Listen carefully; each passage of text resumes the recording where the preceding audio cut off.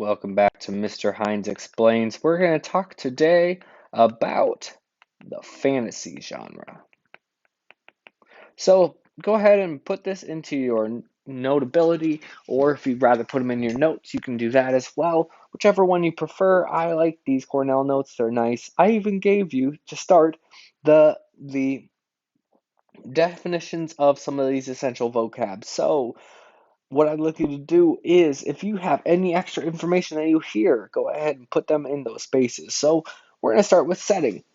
So the setting is the place or surroundings where a story takes place. We've talked about these before, but the key here is that what everyone always forgets are things like time, weather, and historical context, because it's very different. If, for instance, you read a story about someone growing up in Alabama during the civil rights movement as opposed to Alabama in the 2021. Okay? So it really, really matters as those time, weather, and historical contexts. The theme also matters. It's the general feeling a story takes place, and these are things you are made to feel in a story. Okay? The story will help you feel that. So the plot is the main event or events in the story. Remember, we have our plot diagram. If you don't remember this, go back to um, previous units. We have exposition,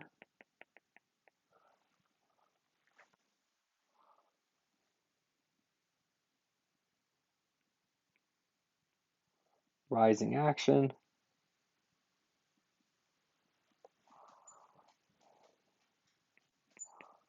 climax,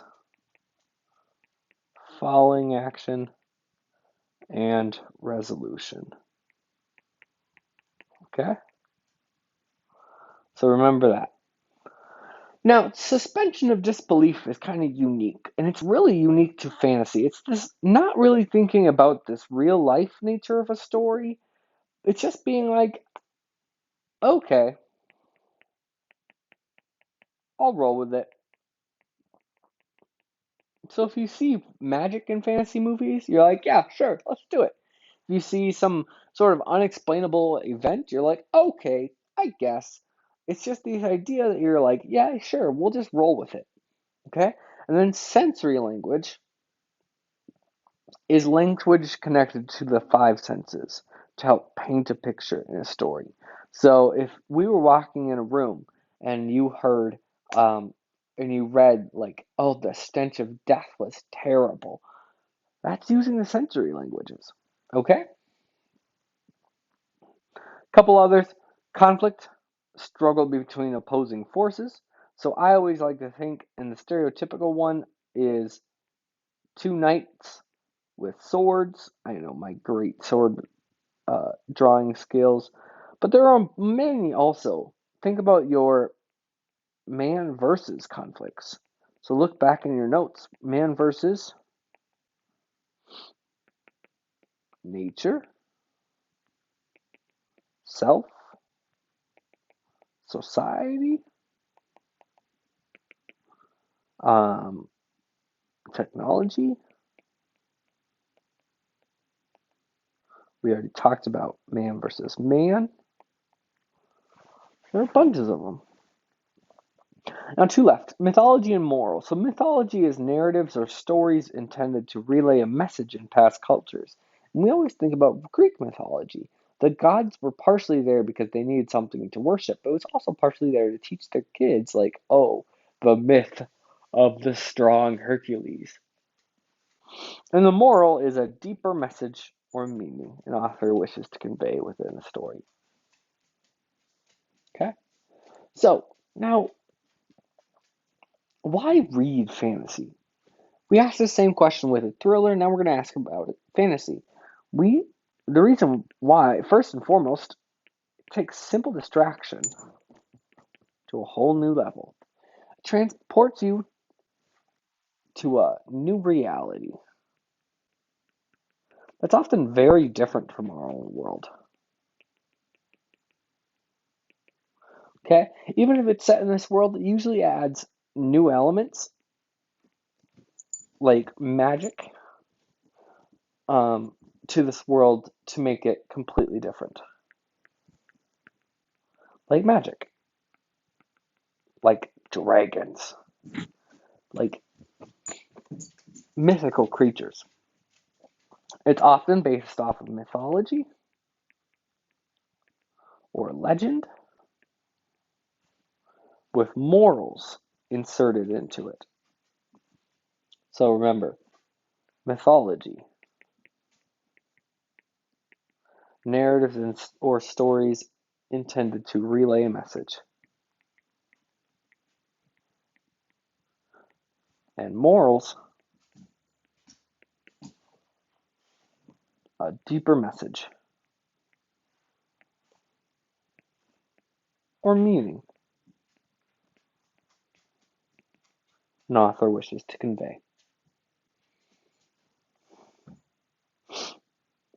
So, what I'd like you to do real quick is think to yourself, what TV show or movie that have you encountered recently that uses magic or makes a new world? I'll give you one because I'm stuck on this lately and you can't use it as an example. Game of Thrones. Pause this video, go ahead and fill in these 3 circles.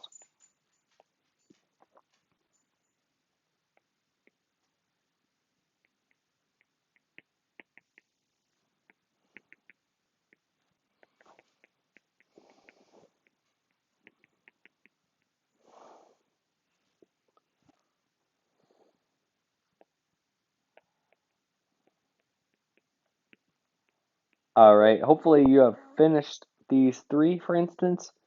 These are my examples: Lord of the Rings, Harry Potter, and Dungeons and Dragons. Now, first of all, building a world. The part 1 of fantasy, the first step is to build a world. So fantasy genre writers spend a large amount of their time creating the world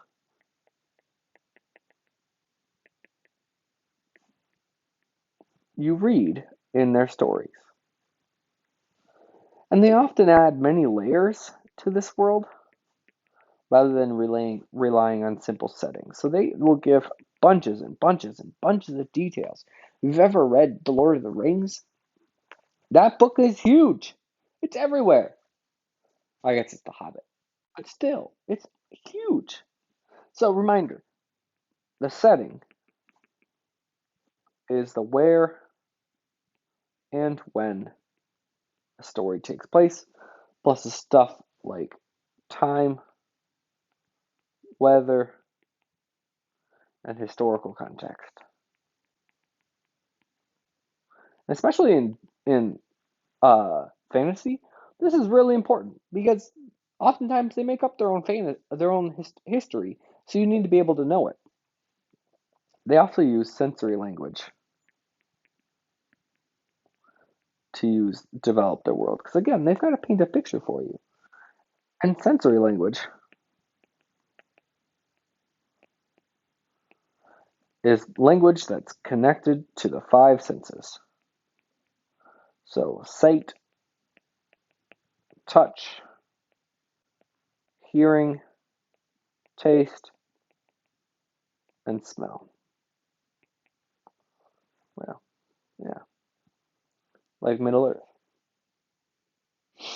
Now, step 2, gotta have an adventure. Obviously, we as humans love going on adventures, and we hate doing it ourselves, so we rely on the plot of authors to give us a reminder. So the plot, remember, is the main event or events of a story. While in this adventure, our characters often encounter some conflict, because again, it's boring. Without conflict, it's going to be boring. To keep us engaged, and conflict is just a struggle between forces, whether it's man versus man, man versus self, man versus nature, etc., etc. Okay? So that's part two of fantasy. Now, the third step of fantasy is what we call a struggle for mastery. So throughout the adventure, the characters struggle to master a skill, whether it's within, like an internal skill, like maturing, understanding the world,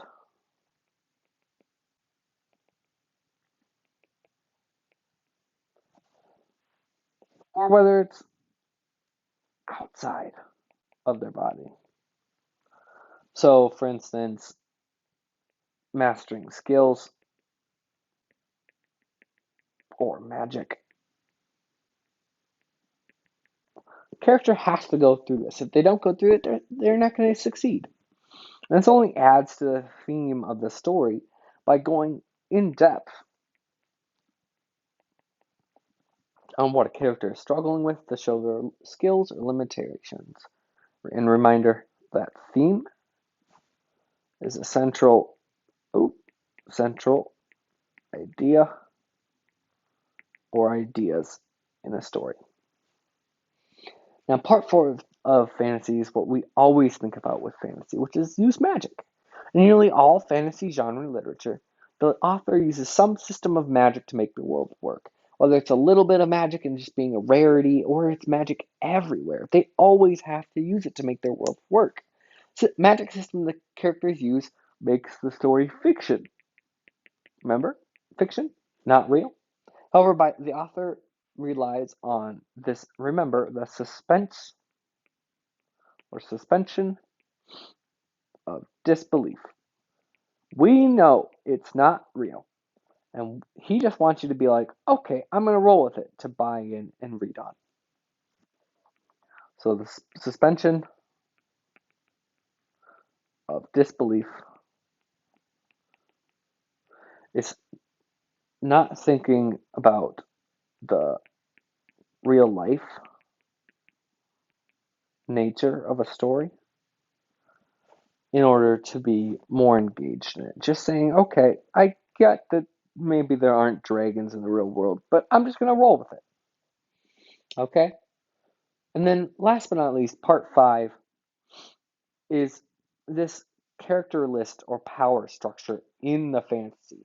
In order to build new worlds, authors have to create plenty of characters, and they have to build the character structure with them. So the more complex the characters, the more realistic the story feels, which will pull us in even more. As such, just like society, there needs to be a power structure to govern the characters. If there isn't a power structure, whether just or unjust, it's just going to be anarchy and kind of boring. Think about all the fantasy stories. Lord of the Rings, yep, there was a power structure. There's a struggle for power. Harry Potter, absolutely. Think about all the Albus Dumbledore and the rest of the Hogwarts staff. Not to mention Lord Voldemort and the Ministry of Magic. Now, it's those unjust power structures that can often lead to conflict in the story. So, for instance, with Lord of the Rings, when they see the forces battling each other, and in the midst of it, seeing the greater evil of Sauron, these are those power structures that are conflicting in the story. Okay? Almost done. So, what I'd like you to do is think about this quote from J.R.R. Tolkien, the guy who wrote Lord of the Rings. The realm of fairy story is wide and deep and high and filled with many things. All manner of beasts and birds are found there. Shoreless seas and stars uncounted. Beauty that is an enchantment and an ever-present peril, both joy and sorrow as sharp as swords. Now, before we end, I'd like you to do one final thing. Using the information you took notes on, just above, how does this quotation make sense? Do you agree with it? Why or why not? Try to give me 3 to 5 sentences here, and then you can go ahead and submit this for a check.